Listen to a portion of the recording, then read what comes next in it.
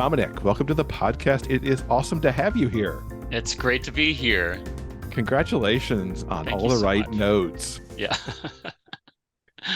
Thank This is one of the few books that as soon as I finished reading it, I actually hopped on your website like, Dominic, can you come on the show and talk about this? you. Because I That's loved it great. so much. Thank you. This is your debut. So kind of before we get into the book itself, I'd love Yeah. for our listeners to know a little more about you. You're an actor, a singer, a writer, a composer. What led you to a full-length romance? Yeah, it's kind of a long route. I am a writer last. Actually, I am by education a musician. I went to Oberlin College and I was a double degree in psychology, which I've never used except for my personal relationships. And I was a voice major in the Conservatory of Music. And I didn't do anything with that. It was a classical degree. So I actually moved to New York and I did musical theater. So I was doing acting and stuff like that. And I was also singing in churches. And then I went back to grad school to get my graduate degree in music and kind of hit like a period where I had no idea what I was doing with my life, and music was not really working out for me, and acting was not really working out for me. So I just kind of picked up writing. I've always enjoyed writing as a hobby, and I started taking classes, and they started getting more serious, and I started getting more good feedback and support, and one thing led to another, and here I am with a finished published book. It's kind of crazy. Had you read a lot of romance before you decided to take off and write one? So I hadn't because I'd read a lot of, as much as possible when I was growing up, I'd read as much gay fiction as I could possibly get my hands on. But you know as well as I do that a lot of that gay fiction does not have happy endings, or there's a lot of stuff that's based on that's heavier stuff. But I've also been a fan of rom-coms, like movies, rom-com movies. So I've watched like a million of those. So when I was writing this book, it actually started out very serious. It was a short story that was pretty sad. And when I started sort of filling it out for this class that I was taking with Rachel Herron, it ended up being way more funny and light. And I think it's because I wanted to really infuse who I was in that story, and I hadn't before. And who I am is just kind of a weird, dorky musical person. So that's what I put in the book. I mean, that book is me, honestly. If you've read the book, you kind of know me. I wondered if that was true. Like, I was kind of wondering how much Quito was actually you, especially given your background and some of the overlaps in the background. Yeah. I mean, I think just like any other author, the main protagonist is a lot of me, but it's also a lot of my brother because he's a music teacher and a choir director. And it's a lot of I've had the great honor of knowing a lot of pianists slash composers in my life. I've dated a couple, so it's a lot of them in this character, their struggles and their creative struggles and stuff like that. So yeah, but a lot of it's me. I mean, let's face it. Very So, with much the basis of Quito and you, where did Emmett come from? totally made up. Yeah, that was my fantasy life. That's I mean I am married and I'd rather be with my husband Peter than Emmett Aoki any day, but he's totally made up. It's kind of weird because for me, Emmett, I kept, for whatever reason, imagining Henry Goulding. Oh yeah, totally. I mean, Yep. He is exactly that prototype, Henry Golding, yeah, all these super hot like Asian actors that are just starting to become popular. That's really a recent thing. When I was growing up, we didn't have that kind of sex symbol at all. I mean, they weren't even really there. I mean, I think probably the most famous Asian actor that I can remember growing up was really Jackie Chan, and certainly not romantic leads. So yeah, I think it's the book, this character is kind of hitting at the right time because that's in the zeitgeist now. yeah, absolutely. I'd say probably Crazy Rich Asians, of course, was Yeah. like the pivot point on in cinema for that. Yeah. Yeah, absolutely. And I don't know if you saw Fire Island on Hulu last Oh yeah, year, but adore yeah, that movie so hard. yeah, me too. Yeah. Yeah, and Yeah. I would just love to see more of that because that movie Yeah. was so perfect. I think I've watched it like half a dozen times Oh, since it came out. yeah. It's so good. And the thing is, it's like, and that's kind of the one of the reasons why I wrote this book is because, first of all, I wanted to write a book where queer Asian men find joy, but I also wanted to write a book where queer Asian men are sexy and they are the object of someone's like adoration and hot. And that's Emmett in a nutshell. So that's a big reason why I wrote this book actually and created that character. Yeah. I love every time you write Emmett coming into a room, whether it's the piano bar or the choir room or wherever Emmett's coming in, it's like Uh-huh. zip, everybody's kind of right over there looking at him. Right. Yeah, I mean, that's kind of how I would imagine myself if Henry Golding ever walked into a room, that's what would happen. So,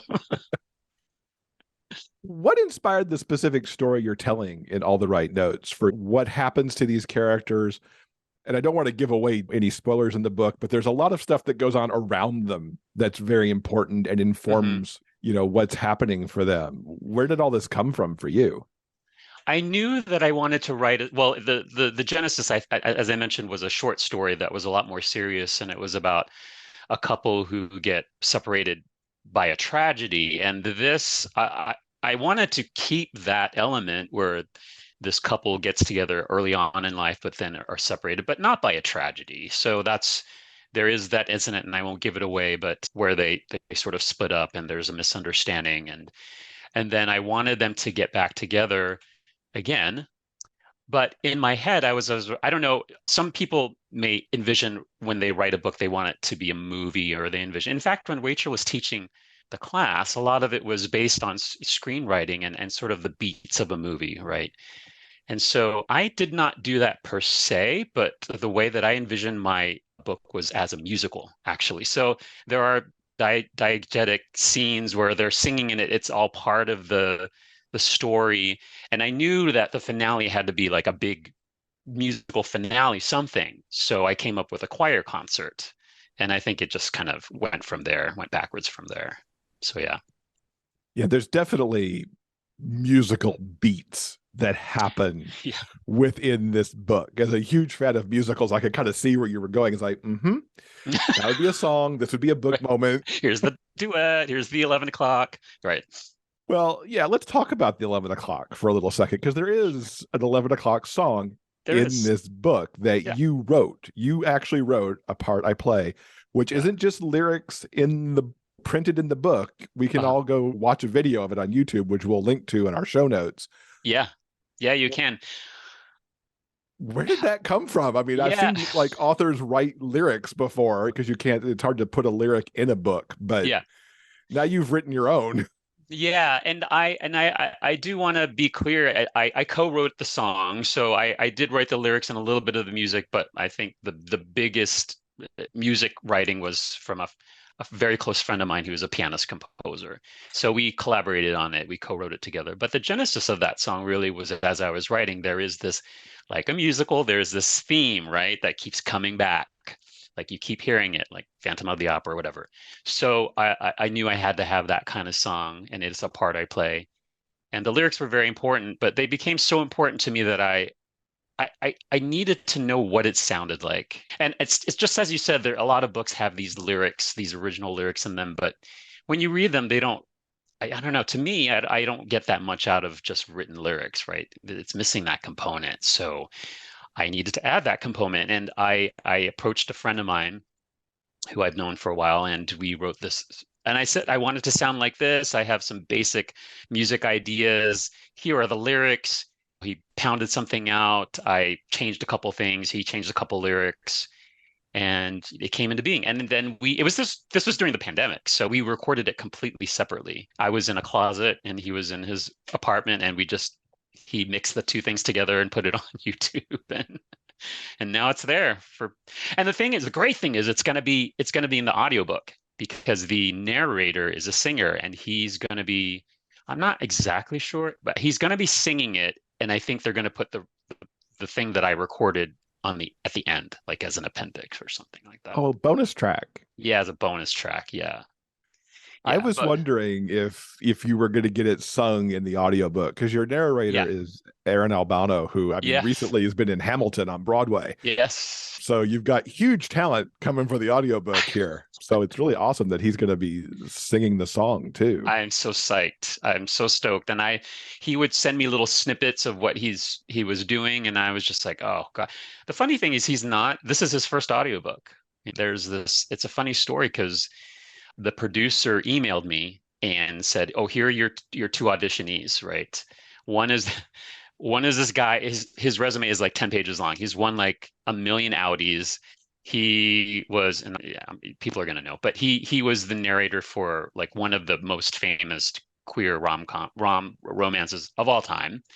And then there's Aaron, who had never done anything, but they sort of found him and they asked him to audition, and he did this nice little audition, and they said, and also he knows you, and he did. We had done Miss Saigon together like 20 years ago, and we were still Facebook friends, and I sort of followed his career on Broadway, and he was in the original cast of Newsies. He was one of those dancing boys, and yeah, he understudies King George on Broadway, and it's just the producer said there's something about this kid. He's not a kid, he's like kind of my age, and it's just he's got this natural thing, and he sings, and I was like, I know he's a really good singer, so he can end up singing the lines in the book as they come across. So yeah, it was kind of a hard decision, but it really wasn't a hard decision. I mean, we definitely went with Aaron. Yeah.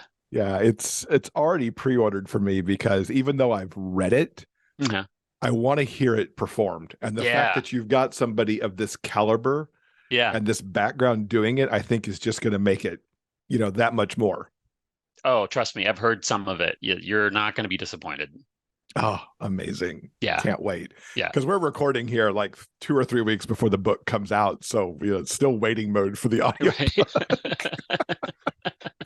I've been loving Aaron's like Instagram snippets from the studio sometimes though, because you'll get little pieces of him in the studio Yeah. working on it. It's so cool, isn't it? It's just, I was there actually. I was in New York. I live in Oakland, California. And I was there in December, and I went to go visit my editor, Alex Logan, and my publicist, Stell Halleck at Forever. And they gave me a tour of the building, and no one was there because it was Friday and no one's there on Fridays. But they showed me the studio, and it's this really cool at the Hachette Studios. And they said, this is where your book's going to happen. And in the beginning, I actually had thought to myself, I want to audition for this book. It's like, I have some acting skills and I've got kind of a voice. But when I found out about how long it actually takes to record these things, oh no, girl, you leave it to the pros. Yeah, it's not for the faint of heart to No, spend it's that no kind of time joke. on it. And in fact, they weren't really sure about Aaron because he's in Hamilton, so that's a big gig. So, but they made it work. Thank God. That's awesome. Yeah. This is a second chance romance. And Mhm. sometimes in second chance, you don't always get a full understanding of what happened the first time. Right. It might just be something in passing that somebody quips about, or maybe there's a little bit more discussion between the characters about what happened. You give us really everything. So there's like twin stories running here of what was in the past that led to the break Yeah. and what's happening now. And I thought you handled that so well, because sometimes when you're Thank you. going to the past, it could feel like, okay, well, why did you pause the story that I'm reading to go Yeah. back here? And somehow you made it work that I didn't feel like let's go back to where we're supposed to be. What kind of steps did you take to kind of make that back and forth transition work like it does? Yeah. First of all, I have to make a confession. When you're taking writing classes or whatever, when you're studying writing, they always say when you do flashback, I mean, just enough, right? And it's always like I've always had that in my head, just enough, just enough. And I started writing the story. I was like, but I can't. Like, there's so much good stuff in the. So I mean, I basically took the coward's way out, and I basically wrote the entire backstory, and I included it, just like you said. And to me, the way that I organized it was I knew both of them had to have arcs. They had to both have the story arc, and they both had to reach the climax sort of at the same time. And then I wanted to alternate basically one then now. And I wanted to join them at the end of a chapter. I wanted it to sort of hand off either back in time or to the present time so that it didn't feel like it was just so interruptive. So there are these kind of joins, like at the end of a chapter, if it says that Quito's not looking at his father on the phone, in the next chapter he is looking at his father, or stuff like that. So Hmm. most people aren't even aware of it. I've only had one person point that out to me. But I think that did help because it is jarring to have this whole other story. And yeah, like you said, you want to just stay in the present. So it was incumbent on me to make sure that both stories were equally engaging. And I think most people have told me that I accomplished that. Yeah. And even as I was kind of reading this, I was kind of wondering too if like shows like This Is Us don't get us a little more Mm, adjusted to present, past, time jumps. And even the movie Everything Everywhere All at Once, which I probably mhm. just butchered the title on, No. also with all the like jumping about Yeah. and Yeah. connecting it all together. Yeah.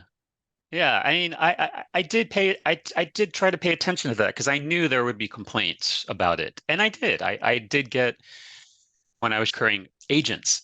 I definitely had some people who were interested, but they said, I just can't wrap my head around this dual timeline thing. So it's not for everyone. It's Mm. not. But I think most people enjoyed it.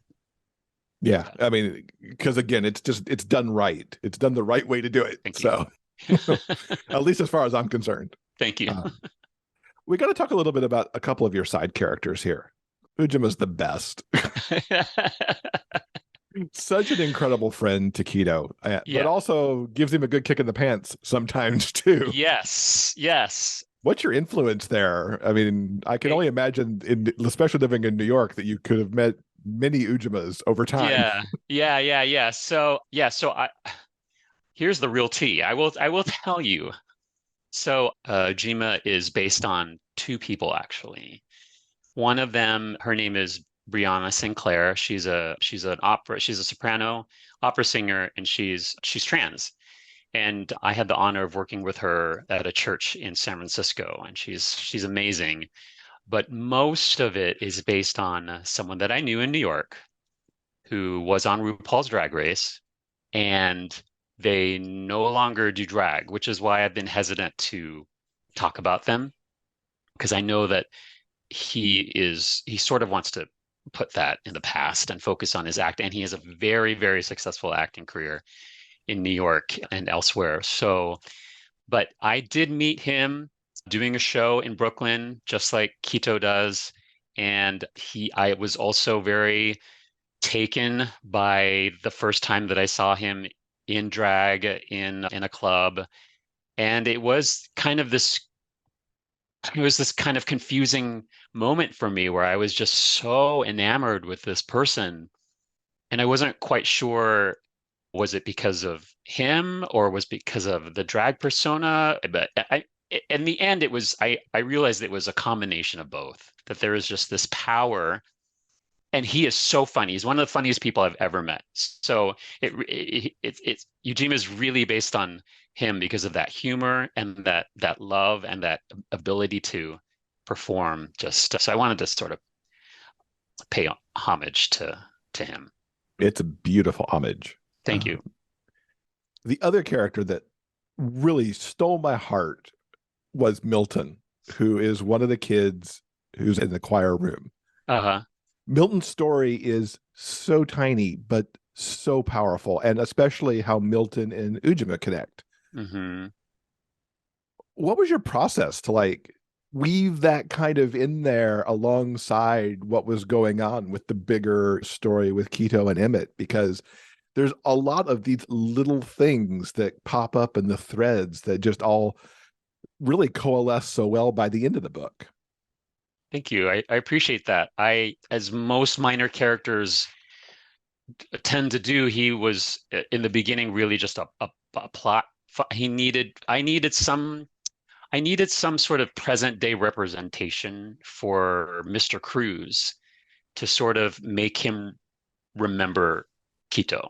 Or, I mean, not that he's forgotten his own son, but, sort of like, oh, there's this kid in my class. He's special. That's what Mr. Cruz calls him, special. And it makes him think of his own son because he was kind of the same in choir when his son was growing up. And that sort of, and to me, it's not obvious in the book, but to me, that is the trigger for him to reach back out to Quito to get him Mm. involved with this choir concert because of Milton. And the second reason why I created Milton is because he's actually a little bit of me in a weird way, because I studied early music in grad school and I was a countertenor. And for those of you who don't know, a countertenor is a male who sings in the female register. And so I did that for a few years, and it's not easy, and it's not easy for young men when they're starting to sing to realize that their actual natural voice is this other higher female voice. And so that also intersects, and 99% of all countertenors are gay. So this also intersects with their senses of identity and gender. And to me, Milton sort of represented those things. So I was interested in exploring them. And he's also this cute little kid, right? That kind of needs saving, which Ujima sort of does towards the end. Yeah. Yeah, their conversation in particular just like really pulled on my heartstrings, and people will know it when they get to it. We talked a little bit about the fact that you've got this 11 o'clock song in the book, but Hmm. much like that, this is also kind of a musical in its own little way. Music is so infused here with seeing how it's being taught both in the past and how it's represented, when Quito and Emmett are still in high school, to how Quito's working on a off-Broadway show for a while, the choir stuff that Quito gets involved in when he goes home. You've created whole programs that are in the book. We get the program to this. I don't even know how to describe what Wonderland is, but I Right. really want to see it. Right. Uh, Well, there's but a you, funny story about Wonderland, actually. Can I tell you? oh, do tell. Yeah. So as I was writing the book, I wanted there to be sort of a comedic scene where they go to a show and Ojima's in it. And I was like, okay, I need to make up this off-Broadway thing. And I want it to be interactive because some people really hate interactive theater. So My husband is one of those people. yeah. Yeah. It's like, nope, I am not. That is your job. I'm not getting involved in that. So I wanted to do this interactive show, and I was in an interactive off-Broadway show. And so I have some background on it. So I at the first thing I did was I made a show based on Britney Spears songs.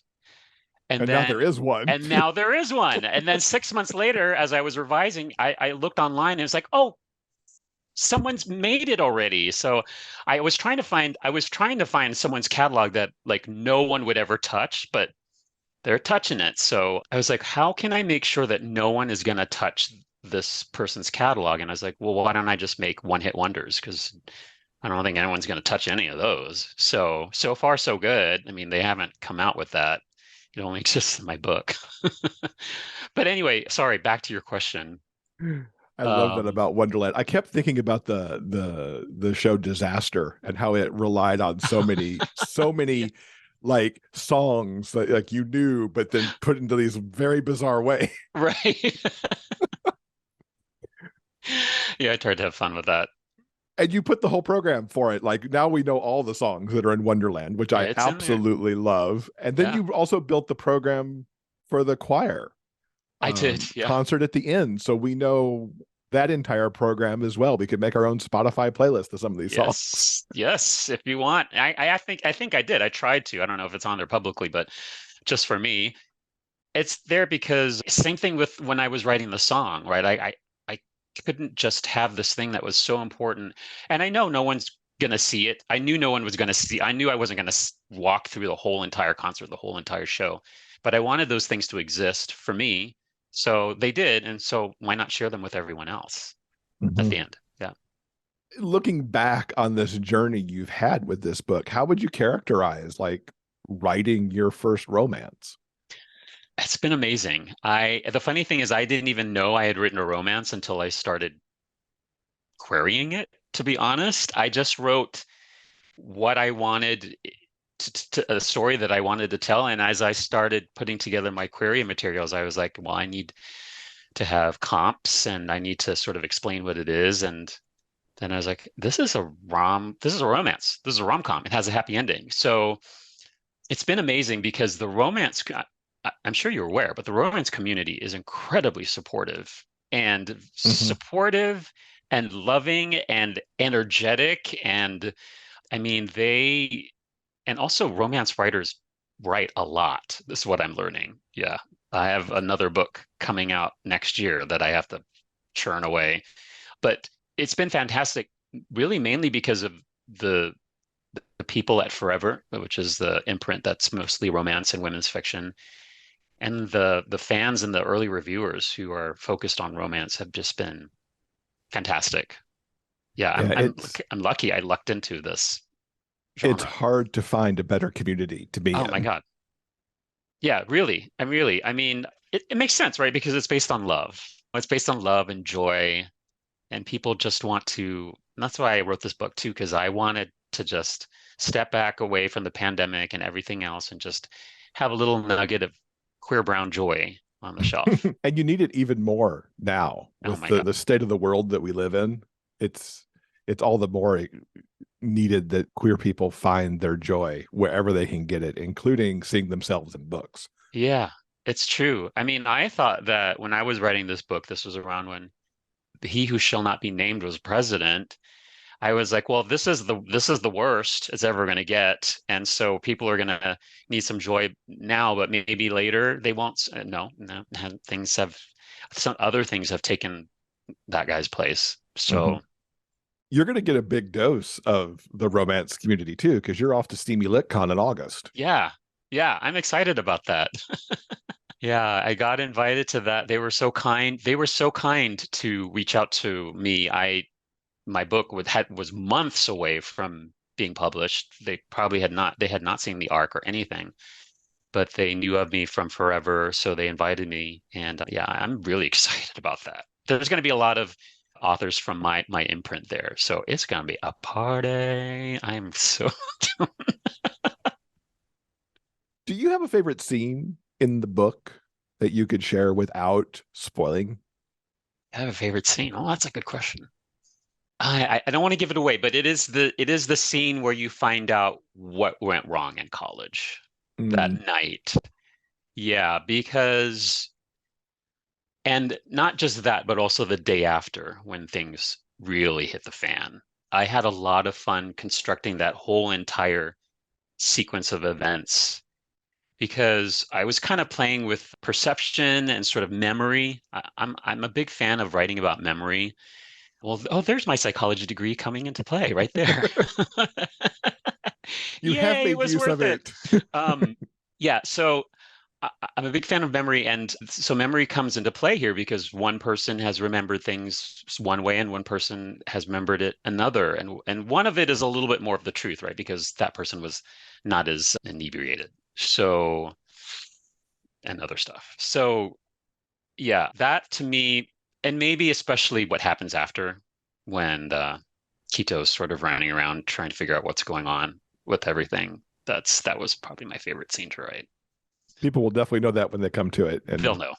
so you hinted at another book coming out next year. What can you maybe tell us a little bit about? Yeah, it is, gosh, talk about topical. It is about a drag queen who tries to invigorate a karaoke bar. And so when I pitched it, oh, let me tell you a story. Okay. So this is what happened. Got my book when I got my book deal. I was on vacation with Peter, who's my husband at the time was my fiance. And we were in Monterey. It was just when things were starting to open up. So it was our first time like out of the house or anything. So we went to Monterey, got a hotel, and while I was there, I got this call from my agent that said, "Hey, please tell me that you're working on a second book because I think we're getting a two book offer." And I said, "Yeah, totally." And I totally was not. There was no way you were saying you weren't, I mean, though. what was I going to say? She was like, well, just it doesn't just give me 3 or 4 sentences. And so I was like, can I get back to you? So Peter and I said, Peter, we went to a coffee shop and we brainstormed ideas. And he helped me come up with the idea. Basically, we pitched it as Tootsie meets Kinky Boots, because basically it's about a guy who used to be a drag queen, doesn't do drag anymore, runs into an old crush of his who he just lusted after in college, but never got together with. And this guy is working at a bar that's failing. So the main guy comes up with this idea to reinvigorate it by doing this karaoke night. And one thing leads to another. And then he figures out he needs to host it because no one wants to host it. And he needs to do it as his drag queen persona. But he doesn't want the guy to know that he's a drag queen because he's based his whole life after drag on rejecting femininity, rejecting what it means to be femme, and sort of adhering more closely to this the typical old gay construct of masculinity being superior to everything else. And he did that to save himself, really. But then he finds out that he's gone about it all wrong because he has to teach this other guy to do drag and starts to sort of fall in love with drag again, and then therefore also fall in love with himself. I promise you, it's not a self-ancestral story. But one thing leads to another. There's shenanigans. He has to try to figure out how to be in two places at once. There's a love triangle. You'll love it, I promise. It's Pitching not and Kinky finished yet. Boots. And you picked two movies that have been made into musical. That's true. That's true. I haven't even thought about that. Yeah. There will God. be a lot of music in this too. Trust me. Oh, good. Yeah. Any chance that we'll get another new original composition out of it? I don't know about that. That's the great thing about karaoke is it don't got to be original. So True. True, true. yeah. So the book's coming out in Pride Month. The interview's coming out in Pride Month. What does Pride mean to you in 2023? Gosh, yeah, to me, it's a tough time. I mean, and for me personally, it's centered around two things. One is trans rights and sort of the attack on drag right now. And they're separate, but there's a lot of overlap as well. And the other thing is as book bans, the bans on especially bans on queer material and people of color authors and material, and especially queer people of color material. So those two things are very hot for me, right? Not hot. That's weird. It's like it's not a hot and happening thing. No, they're very important to me right now, and that's sort of at the forefront of my mind. I'm actually on the gay LGBTQIA employee group at work, and sort of that's my focus there is right for my theme of pride there is I don't know what the words would be, but like fighting back or something. We go through these cycles, right? Where some years we really celebrate when gay marriage was made legal, and then there's some years where we're really fighting. And I kind of feel like this is one of those years we're fighting. At least that's how I feel. Yeah, I agree with you. It's hard not to need to take this moment as a stand up and resist and push back kind Yeah, of year. yeah. So that's pride to me. So that maybe pride to me next year and pride to people next year, other people next year can be more joyous. I don't know, but I'm Yeah, fighting we got to now. fight to get the joy. Yeah, totally. Yeah. And of course, we love to get book recommendations and what to watch recommendations. What have you been reading and watching lately that our listeners should check out? So, yeah, I got two good books for you. One is a great gay novel, actually, from a publishing buddy of mine. His name is Rod Polito, and it's come out actually. Both of these books actually just came out the same day. I think it was last week. Rod Polito's book is called Chasing Pacquiao, and it's a YA book about a queer Filipino kid who's bullied and then finds a way to sort of empower himself by patterning himself after Manny Pacquiao. He's probably the most well-known Filipino personality, the boxer, but then finds out about Manny Pacquiao's very anti-gay statements. And so there's this sort of reckoning about I've become stronger because of this person, but this person is really not who I thought they were, which I think is fascinating. I haven't read it yet. I just got it. That's the thing about trying to meet deadlines is I don't have enough time to read all the books I want to read. It's unfortunate, but I am going to read it. And the other book is by Sid Karger. It's called Best Men. And Sid is he's primarily a screenwriter. He's written for TV, and he wrote for SNL, and he wrote for like Comedy Central, and this is his first novel. It's called Best Men, and it is a rom-com, and it is, let me just say, I started reading it in bed at night next to my husband, and he was like, you have to leave because you keep laughing. Like, and I know you're trying to not laugh, but it's even worse because it's one of those, oh my God. I mean, I actually had to stop reading it because as I was writing my book, it sort of started to make me feel like, oh, I'm not funny like at all compared to Sid. It's just he's got this humor that is just so sharp, and the jokes just keep coming. So that's a big recommendation for me for what to read. To watch, can I say Broadway shows? I know Of not many people course. are going to be able to watch them, but because so Peter and I we try to go to New York. We didn't during the pandemic, but we try to go to New York once a year to go see. And what we do is like we go for 3 or 4 days and we watch like 1 to 2 shows a day. So we can go for 4 days and watch like 6 shows. And people think we're crazy, but it's like the most beautiful, amazing thing like you could ever possibly do. I don't know. Have you done that before? It's Oh yeah. fantastic. Pre-pandemic, we would go for like 4 or 5 days. We'd be there. We'd make sure to be there on a Wednesday Yeah, and yeah. a Saturday, Oh, maybe a oh, Sunday, yeah. and just book every slot. Pack it So I'm in. right there with you. Good. Good. So we did so we did that recently. Most recent visit, we saw the revival of Sweeney Todd, which was fantastic. Josh Groban sings the shit out of that role. And also what's her name? The woman that plays Mrs. Lovett.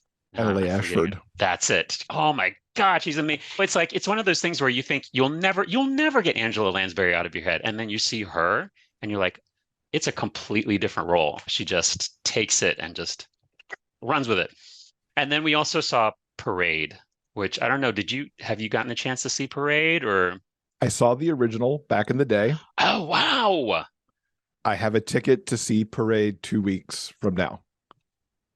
Oh my God, you're be prepared. Well, the thing is, you already know the whole show, but I went there with Peter and then some friends of mine who didn't know really anything about it at all. And it's funny, most people think it's about like an Easter parade, like they think it's like this fun comedy, and it's the It is absolute not at opposite. all. No, I don't want to say it's heavy, but it is very substantial. And Mhm. man, does it make you like after that, when we went to dinner, it was like a full hour of us talking about it. Because you have to, like, when you see something like you just have to get it out of your system. You have to talk it through. And that's what I love about theater or any arts really is that when it really moves you, you just have to share it with somebody else because you can't contain it within yourself, right? Yeah, That's what I love absolutely. about stuff like this, like a podcast is just like you want to share it with someone. So, it's out, you put it out there in the world. That's what I love about the arts. Yeah, yeah. I can't wait to see Parade. Ah, And I've heard some of the new cast recording. I've been trying not to take in too much of it to let it oh, kind of be in the moment, but yeah, that's yeah, smart. I'm excited about that.